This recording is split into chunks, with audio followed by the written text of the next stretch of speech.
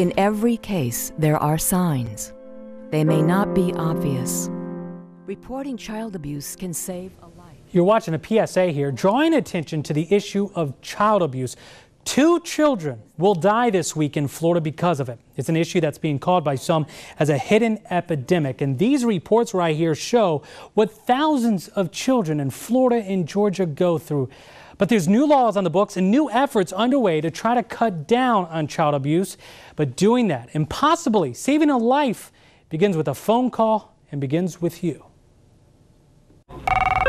Thank you for calling the Florida Abuse Hotline. Thank you so much for calling. Thank you for calling the Florida Abuse Hotline. It's the kind of conversation that's going to take place 1,000 times a day. Are you calling about an adult or a child today? 1,000 conversations about children and seniors in Florida being neglected and abused. The enormity of the child abuse issue in the state is just something that the average citizen just has no understanding of. Secretary David Wilkins of the Florida Department of Children and Families says it takes nearly 100 people to staff the Florida Abuse Hotline here in Tallahassee. It's a 24/7 operation with calls coming in from across the state. It's not even noon, and you see agents here today have already handled now 475 calls, and that number is constantly changing. On any given day, agents here are going to be handling up to 1,500 phone calls, and that means nearly 179,000 investigations every year involving abuse against children and seniors. What I'm going to do is we'll go ahead and take a report, get somebody to come out there and see what they can do to help you, okay? This call is about a 17-year-old in Tallahassee who was allegedly kicked out of the home by their parent. Agents here at the call center take down as much information as they can. They assess the situation, then send it out to investigators who work in the field. There's always been that, that negative view that we're just there to take people's kids. That's definitely not the case. We have a lot of resources, a lot of service providers in this area.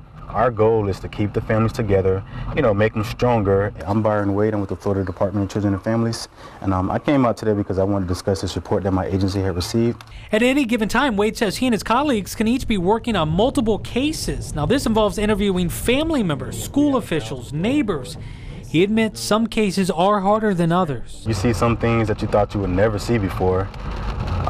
You have to go home sometimes, just have some time to yourself to process what you actually been through. Well, unfortunately, the majority of calls tend to be around prescription drug or substance abuse issues where parents either have these issues and are exposing those children or neglecting those children. While drug abuse is one catalyst, Wilkins says it's not the only reason. The only way to stop child abuse, though, he says, is you. And by law now, it is up to you. Governor Rick Scott signed a new law at the end of 2012, now requiring any person who suspects neglect or abuse of a child or senior to report it to the Florida Abuse Hotline. People have a much larger role to play in this than they realize, and if they do that, more children will be safe.